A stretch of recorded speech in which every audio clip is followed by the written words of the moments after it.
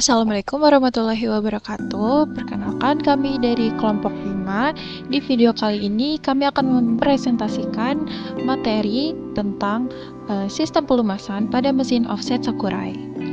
Ada pula anggota-anggota dari kami dengan saya sendiri Kanza Hurina dan teman-teman saya yang akan membantu saya, Arya Putra, Ashifa Mutiara, Muhammad Rizky, Muhammad Raihan, dan Saskia Nuraidi.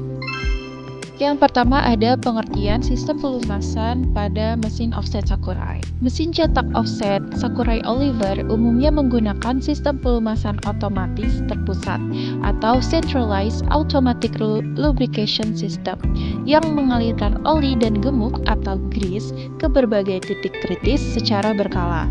Sistem ini dirancang untuk memastikan semua komponen yang bergerak terlumasi dengan baik untuk mengurangi keausan, membuang panas, dan mencegah karat. Dengan adanya sistem pelumasan otomatis terpusat ini, mesin offset Sakurai dapat beroperasi lebih stabil, awet, dan efisien dalam jangka panjang. Di sini saya akan menjelaskan jenis-jenis pelumasan yang digunakan pada sistem ini. Ada dua jenis, yaitu yang pertama itu ada oli atau oil, yang kedua itu ada grease atau yang biasa kita dengar itu gemuk.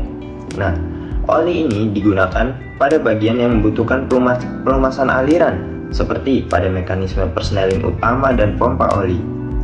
Produsen biasanya merekomendasikan oli industri yang berkualitas tinggi seperti seri mobil Vactra, oil untuk slide away atau jalur geser, dan aplikasi oli pada mesin umum lainnya.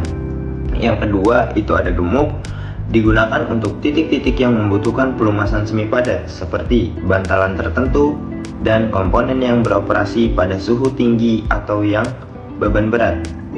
Gemuk serbaguna seperti mobil Lux IP juga sering digunakan. Komponen utama di sistem pelumasan. Komponen umum dari sistem pelumasan terpusat meliputi oli atau oli pompa oli. Fungsinya mengaliri oli dari reservoir ke seluruh titik pelumasan dan menjaga tekanan oli tetap stabil.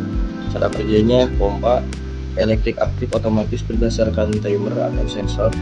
Pompa menekan oli ke jalur utama, lalu ke distributor, lalu ke injektor, dan ke bearing atau gear. Lalu jika tekanan terlalu rendah, sistem akan mengirim alarm.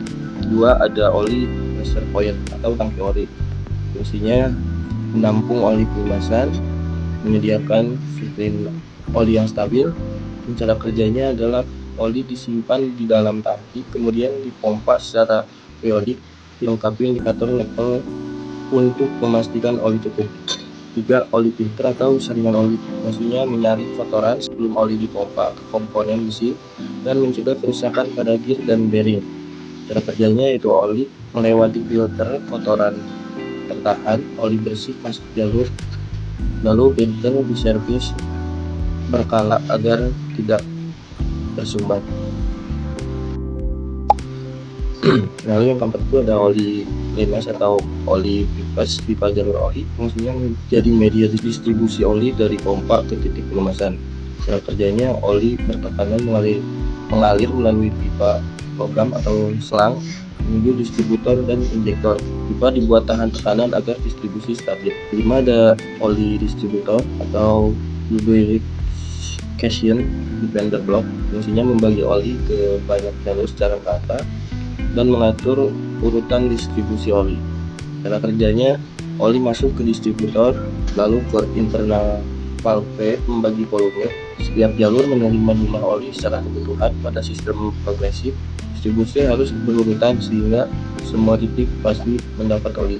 Yang kelima itu ada injektor. Fungsinya mengatur jalur oli yang keluar ke tiap titik pelumas bearing atau gear. dan menjamin pasokan oli tepat tidak berlebih. Cara kerjanya, tekanan pompa menekan piston kecil di dalam injektor, lalu piston bergerak mengeluarkan volume oli sesuai setting. Setelah tekanan turun, injektor reset dan siap lane berikutnya. Oli pressure sensor fungsinya memantau tekanan oli pada sistem, melindungi mesin dari kerusakan akibat tekanan rendah. Cara kerjanya, sensor membaca tekanan, mengirim data ke panel, dan tekanan batas aman, mesin mengirim alarm atau berfungsi otomatis.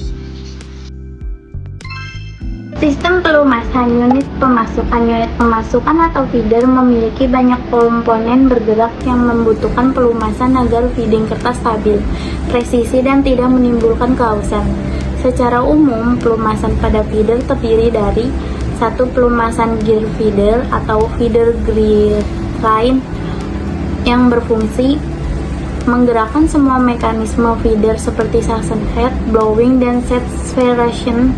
Cara kerjanya, pertama, gear diberi oli atau grease untuk mengurangi gesekan. Kedua, beberapa mesin menggunakan pelumasan otomatis dari central lubrication sebagai manual grease gun.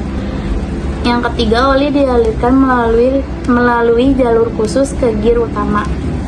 Yang kedua, pelumasan bearing pada suction head yang termasuk 1. Bearing pickup head, 2. Bearing transfer arm, 3. Bearing lifting shaft.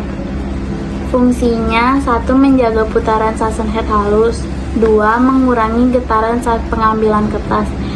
Cara kerjanya, yang pertama, bearing dilumasi grease.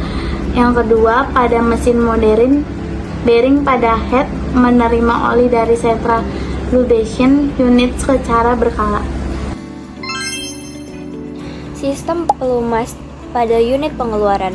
Unit pengeluaran memiliki beberapa kelompok komponen yang memerlukan pelumas. Yang pertama itu ada pelumas chain delivery atau rantai pengeluaran chain gripper. Ini bagian terpenting dari delivery unit. Fungsinya itu melancarkan gerakan rantai yang membawa kertas dari impression cylinder ke meja delivery. Yang kedua itu mencegah rantai aus, macet, dan putus. Cara kerjanya itu menggunakan oli rantai atau chain oil. Yang kedua, pada mesin Sakurai ada chain oiler otomatis yang meneteskan oli ke rantai pada setiap interval. Yang ketiga itu pada model lama, rantai dilumasi manual menggunakan kuas atau oil pan. Ada beberapa titik pelumasan. Yang pertama itu ada rantai kanan, rantai kiri, dan railway chain.